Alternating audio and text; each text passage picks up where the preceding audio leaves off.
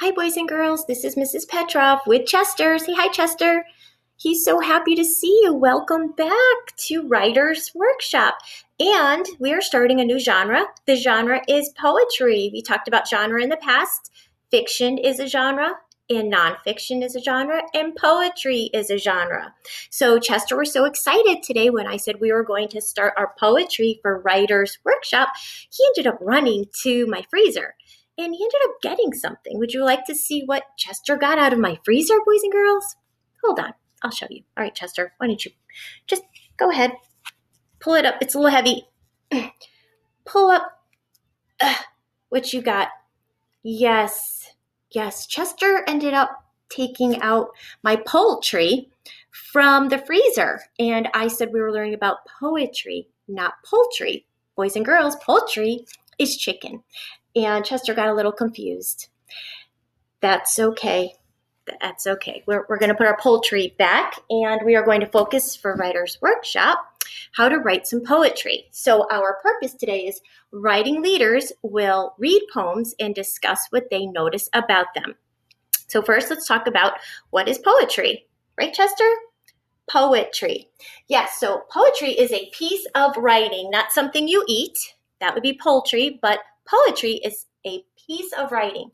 And the person who writes the poem or the poetry is called a poet. So boys and girls, you will be a first grade poet. You'll turn from a first grader magically into a poet when you write your poems. Poetry can be short. Poetry can be long. As the poet, you can make your poem as short or long as you'd like. Also, boys and girls, poetry includes rhythm. So rhythm means that there's a beat to your poem, like boom, boom, boom, boom, boom, boom, boom, boom, boom, boom, boom, boom, boom, boom, boom, boom. There's rhythm to your poem, and your words will sound like they have a beat, right? Yes. And along with your poetry will be rhymes. So rhyming words are words that have endings of the same sound. Two or more words that have the same ending sound are rhyming words, like cat, hat, sat, bat. The word family is at. They have the same ending sound. Those words rhyme. Poets also like to create poems that include feelings and emotions.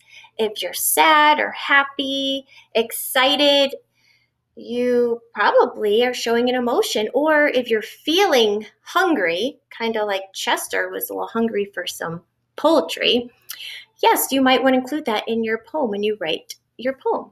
So poetry will also include figurative speech or figurative language. That includes alliteration or similes or metaphors or hyperboles. And so we will talk about those later in our unit. However, today is just an introduction of what poetry is. So your job as a writing leader is to read 4 poems on the Canvas page. You're going to read those poems and discuss, hey, what do you notice about those poems? What did you notice that the poet wrote? Did the poet write some poems that have a rhythm to them? Do you notice some rhyming words? I know there's a poem there that might have some feelings about something. So when you read those poems, please notice and discuss what you notice about them. All right, Chester.